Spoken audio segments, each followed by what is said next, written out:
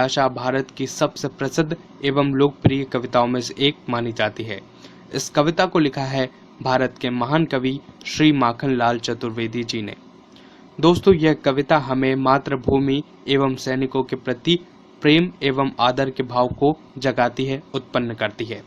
सबसे पहले हम इस कविता के शीर्षक के अर्थ को समझेंगे। कविता का शीर्षक है पुष्प की अभिलाषा।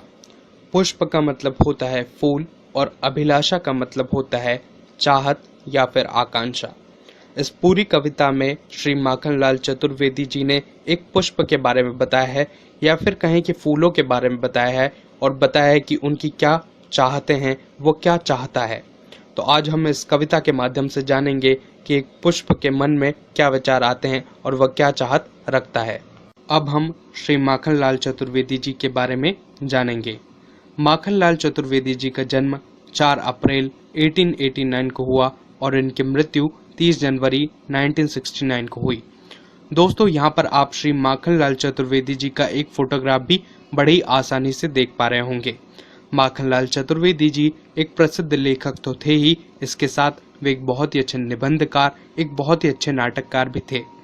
दोस्तों, माखनलाल चतुर्वेदी जी एक बहुत ही प्रसिद्ध पत्रकार थे और उन्होंने अपना पूरा जीवन पत्रकारिता को ही समर्पित कर दिया।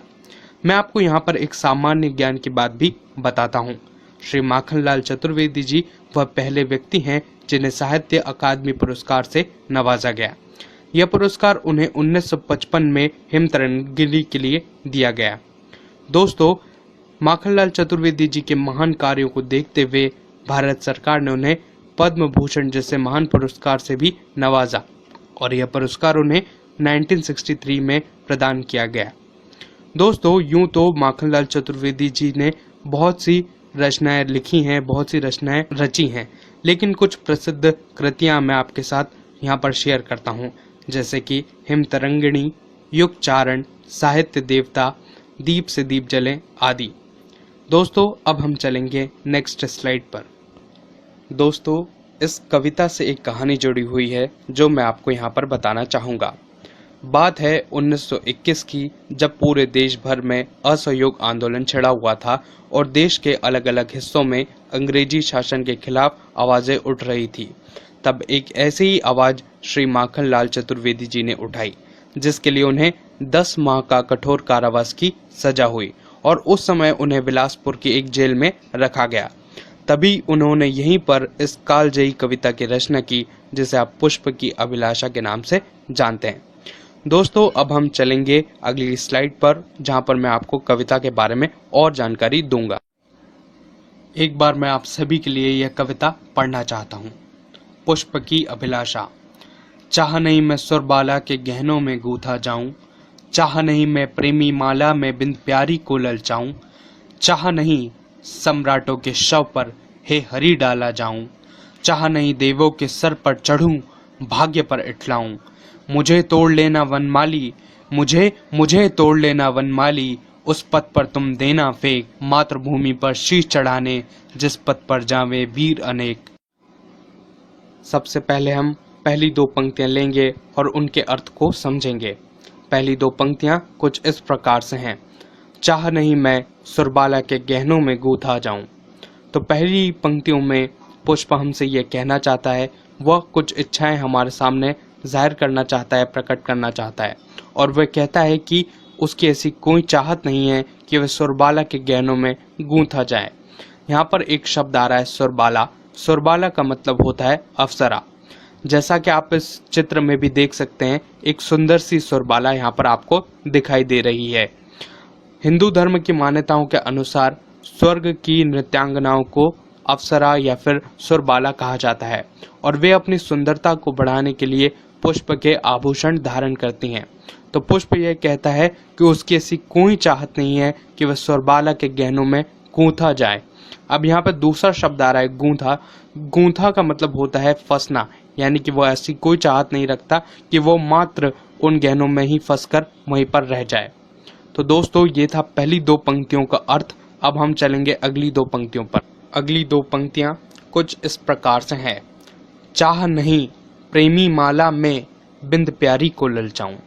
यहाँ पर पुष्प हमारे सामने कुछ और इच्छाएं प्रकट कर रहा है, कुछ और इच्छाएं जाहिर कर रहा है।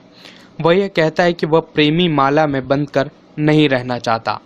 यहाँ पर पहला शब्द आ रहा है प्रेमी माला। प्रेमी माला से अर्थ है माला, यानी कि विवाह अवसरों पर जिन मालाओं का प्रयोग किया जाता है उसे हम प्रेमी माला कहते हैं।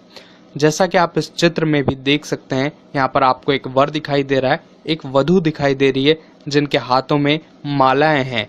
तो इन मालाओं को वर माला कहा जाता है या फिर प्रेमी माला कहा जाता है। तो इस प्रकार की मालाओं में वह बंध कर नहीं रहना चाहता। यहाँ पे एक और शब्द का इस्तेमाल हो रहा है ललचाऊं। ललचाऊं से उसका अर्थ यहाँ पर ऐसा है कि वह ऐसी कोई भी लालसा, ऐसी कोई भी इच्छा, अपेक्षा नहीं रखता कि वह उन मालाओं में बंधकर रहना चाहता है। और बिंद का मतलब होता है बंधना, यानी कि वह कहीं पर भी इन मालाओं में बंधकर नहीं रहना चाहता। तो ये था यह दो पंक्तियों का अर्थ। अब हम चलेंगे अगली दो पंक्तियों पर। अगली दो पंक्तियां हैं, चाह नहीं सम्राटों के शव पर हे हरि डाला जाऊं। ये पंक्तियां बहुत ही ज़्यादा मज़ेदार हैं, बहुत ही ज़्यादा रोचक हैं, क्योंकि यह पंक्तियां आने वाली दो पंक्तियों से मेल खाती हैं और जब आप इनका अर्थ समझेंगे तो एक बहुत ही सुंदर अर्थ निकल कर आएगा। यहाँ पर पहली पंक्तियों में यह पुष्प कहना चाहता है कि वह ऐसी कोई भी चाहत, ऐसी कोई भी इच्छा नहीं रखता कि वह सम्राटों के शव पर डाला जाए। सम्राट यानी कि राजा, जो बड़े बड़े राज्यों के राजा होते हैं उन्हें सम्राट कहा जाता है। और जब उनकी मृत्यु हो जाती है तो उनके मृत शरीर पर बहुत सारे फूल चढ़ाए जाते हैं और उनके शरीर पर फूलों की वर्षा की जाती है। तो पुष्प ऐसी कोई चाहत नहीं रखता कि वह सम्राटों के शव पर डाला जाए। अगली पंक्ति बड़ी ही रोचक है। यहाँ पर वह कहता है हे हरि डाला जाऊं, यानी कि हे हरि से यहाँ पर अर्थ है भगवान विष्णु से। ऐसा माना जाता है कि यह पूरा विश्व भगवान विष्णु ही चलाते हैं। तो वह यह कहता है भगवान विष्णु से यह प्रार्थना करता है कि हे हरि यानी कि हे ईश्वर, मेरी ऐसी कोई चाहत नहीं है कि मैं सम्राटों के शव पर डाला जाऊं। दोस्तों, ये था इन दो पंक्तियों का अर्थ। अब हम चलेंगे अगली दो पंक्तियों पर। अगली दो पंक्तियां हैं, चाह नहीं देवों के सर पर चढ़ूं, भाग्य पर इठलाऊं। दोस्तों, पिछली दो पंक्तियों में हमने पढ़ा था कि किस प्रकार से पुष्प यह चाहत रखता है कि वह सम्राटों के शव पर नहीं डाला जाना चाहता और वह ऐसी प्रार्थना ईश्वर से करता है। वहीं अगली दो पंक्तियों में वह यह भी कह देता है, स्वयं ईश्वर से यह कहता है कि वह ऐसी भी कोई चाहत नहीं रखता कि वह आपके सर पर चढ़े और अपने भाग्य पर इठलाए। दोस्तों, जैसा कि आप इस चित्र में भी देख सकते हैं, यहाँ पर ईश्वर के ऊपर किस प्रकार से फूलों का अर्पण किया जाता है और उनके सर पर रखा जाता है। तो पुष्प की ऐसी कोई भी चाहत नहीं है कि वह ईश्वर के सर पर चढ़े और अपने भाग्य पर, अपने जो डेस्टिनी है उस पर अहंकार करे, उस पर इतराए और इठलाए, बल्कि उसकी चाहतें तो कुछ और ही हैं। तो आपने किस प्रकार से देखा कि पहली दो पंक्तियों पर वह ईश्वर से प्रार्थना करता है, वहीं अगली दो पंक्तियों पर वह ईश्वर से यह भी कह देता है कि मैं आपके सर पर भी नहीं चढ़ना चाहता। दोस्तों, अगली दो पंक्तियां हैं, मुझे तोड़ लेना वनमाली, उस पथ पर तुम देना फेंक। दोस्तों, यह पंक्तियां बहुत ही ज़्यादा इम्पोर्टेंट है, बहुत ही ज़्यादा महत्वपूर्ण है। यहाँ पर पुष्प वनमाली से बातें कर रहा है। असल में यह पूरी कविता में जो पुष्प है वनमाली से ही बातें कर रहा है। वनमाली वह व्यक्ति होता है जो फूलों की देखरेख करता है। दोस्तों, जैसा कि आप इस चित्र में भी देख सकते हैं, यहाँ पर आपको एक वनमाली दिखाई दे रहा है जिसके हाथ में काफ़ी सारे फूल है। वनमाली वह व्यक्ति होता है जो फूलों की देखरेख करता है और जिसे हम इंग्लिश में गार्डनर भी कहते हैं। तो वह जो फूल है वह वनमाली से यह कहता है कि मुझे तुम तोड़ लेना। और वह वनमाली से ही यह बात क्यों कह रहा है, इसके पीछे भी एक कारण है, क्योंकि जो पुष्प है वो स्वयं से इधर उधर नहीं जा सकते और वो पूर्ण रूप से डिपेंडेंट है वनमाली पर, यानी कि वह पूर्ण रूप से निर्भर है वनमाली पर। अगर उसकी कुछ भी इच्छा है, अपेक्षा है या फिर वो कुछ भी कहना चाहता है तो वो वनमाली से ही कहेगा। तो वो वनमाली से ये कहता है कि मुझे तुम तोड़ लेना और उस पथ पर तुम फेंक देना। यहाँ पर मैं आपको एक जनरल नॉलेज की बात और बताता हूँ। संस्कृत का एक शब्द है पथ, जिसे हिंदी में ठीक उसी तरह ले लिया गया जैसे हम पथी पढ़ते हैं, और यही शब्द इंग्लिश में जाकर बन गया पाथ, जिसका मतलब भी रास्ता होता है। तो यहाँ पर जो फूल है वह कहता है कि मुझे तोड़ लेना वनमाली और उस पथ पर यानी उस रास्ते पर तुम फेंक देना। अब यहाँ पर किस रास्ते की बात हो रही है यह हमें आने वाली 2 पंक्तियों में मालूम पड़ेगा। अंतिम 2 पंक्तियाँ कुछ इस प्रकार से हैं। मातृभूमि पर शीश चढ़ाने जिस पथ पर जावें वीर अनेक वीर अनेक वीर अनेक। दोस्तों, पिछली 2 पंक्तियों में हमने यह देखा कि किस प्रकार से पुष्प अपनी इच्छाएं प्रकट करता है वनमाली के सामने, और वह कहता है कि मुझे तुम उस पथ पर उस रास्ते पर फेंक देना जिस रास्ते से मातृभूमि पर शीश चढ़ाने जिस पथ पर जावें वीर अनेक।